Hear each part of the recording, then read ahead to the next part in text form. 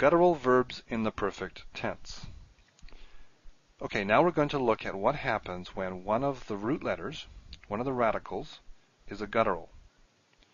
Now gutturals, as you remember, gutturals and resh, they do not double. Let's write this down here. Gutturals and resh do not double, and they do not take a vocal shava. So, if you have one of these things happening in your verb paradigm, in your verb pattern, then these letters will cause something else to happen. And so these letters are called weak letters because they cause changes, and verbs that have them are called weak verbs. And we have other ones. Hey, for instance, is a weak letter. It tends to drop. Nun is a weak letter because it tends to assimilate. And Yud and Vav are weak letters. Maybe there's some others I'm forgetting. Now we'll deal with weak verbs in much more detail later, but at this point we're simply going to introduce the gutturals, which are really very easy. But before we do that, we need to talk about nomenclature. How do we label weak verbs? Let's get to a new screen. Let me put down my placeholders for my radicals and my root letters. And let's actually copy this. I'm going to make 3 of them. So let's move this down here. Let's move this one down here. Okay. If we have a guttural here, we call this, if you have a verb, and a guttural is in this position of the root letter, the first root letter, we call this a first guttural. This would be a first guttural verb. Because remember, Hebrew goes this way. This is the first position. If the guttural is here, this is second guttural. Second right. And if the guttural is down here, you guessed it, this is called a third guttural. Now, older grammars will have a different way of doing this. I won't talk about that right now, other than just to mention it. Now, if you had a yud here, this would be called a first yud. If you had a hey here, this would be called a third hey, etc. So you just name the position, and you name the type of weak letter that is in that position, and then you have the title, the name, the label for that weak verb. So let's look at what happens with gutturals in the perfect tense, guttural verbs. Start with first guttural, may as well.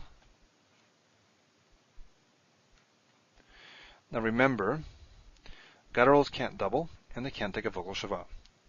In the perfect tense, is there any case of doubling of the radicals? Is there any of those forms where the radical doubles? Well, there isn't. Are there any of those forms where we get a vocal shava? I'm talking a vocal shava, the vowel. I'm not talking about the silent shava, just the vocal shava. In fact, there are. So what we're going to be concerned with here are a place where a guttural matches or sits in a place where you normally have a vocal shava, and of course it can't, and so it's going to take a compound shava. So first guttural. Are there any places where in the first position, right here, in this position, that we have a vocal shava? Can you think of where that is in our paradigm?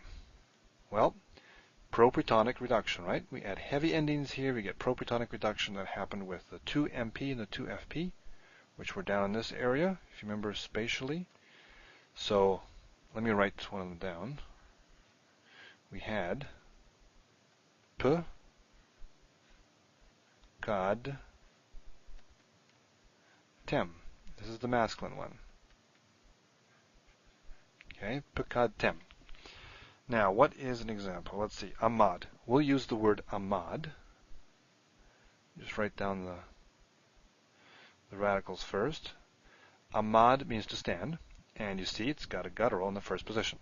So what's going to happen when you put this word, Amad, in this form? Well, we'll add our ending.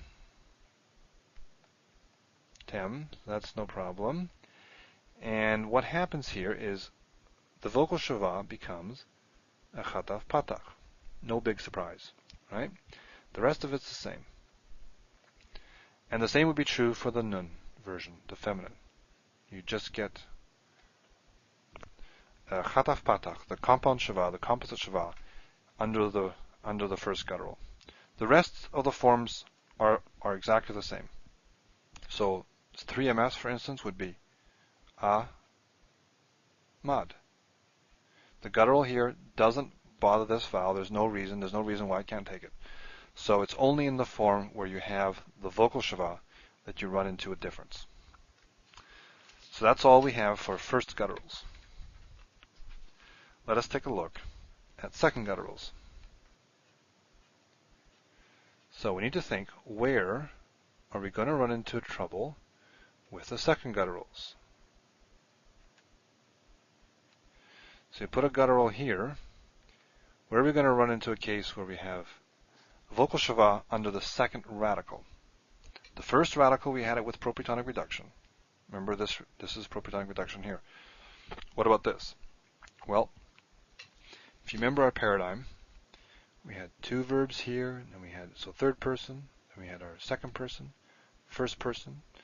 We had over here, we had 3CP. We had nothing here, because we just had one. And then we had our heavies, our heavy ones, which is where the ones we just dealt with, that have propretonic reductions. We have a shava in the first position. We have 1CP down here. These two, remember this one here and this one here, these have pretonic reduction. And so we have a shava in the second radical position. So that's where we're going to run into trouble with these. So we have pakada, pakadu. And if we take a verb, see what's our verb here? Bahar. So let's do this one first. Pakada. How should I write this here? Where? And we'll go under each other. So pa ke da. So she visited. 3fs. Pakada, if we use our word bahar, which means to choose, and actually we have a bagad kafat letter there too, so that's all the same, no problem. We have a chet here, we have a resh here, so what's going to happen here?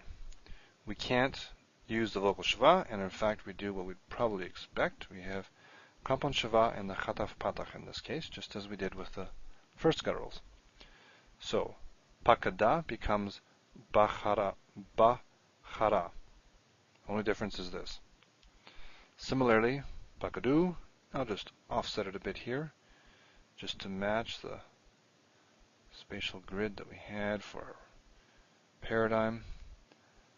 Pakadu, and then over here, with our new word, our second guttural, we'd have ba, cha, ru. Same thing. So, nothing really hard about that. Gutturals take composite shavas. You just put in the composite shava in the place where you normally have the vocal shava. Third guttural. Third guttural. So we have, is there any place where we have a vocal shava under the third position in our perfect tense paradigm? Well, in fact, there isn't. However, we do have that weird one down here. So if we do this here again, I don't know if you think spatially, I do. Boom, boom, boom, boom. This one, remember this one here? Second person feminine. The 2fs was a bit weird. Let me write it down. We have pa, kad, so that's all fine. And then we have a t ending. And so we had a silent shava there and one here, two silent shavas at the end. And this was all like one syllable, treated that way. Historically, this was a bit different, but anyway. So it's a bit weird. What happens with the third guttural, when this is a guttural, is we get a change here. And let me see, what is Shama? Okay, that's a good word. Shama means to hear or to obey. There's a connection between hearing and obeying in Hebrew. Shama, and of course if you're familiar with the Hebrew Bible at all, you'll know the great Shema. Shema Yisrael, Adonai Eloheinu, Adonai Echad. Deuteronomy 6:4, I think. Shama.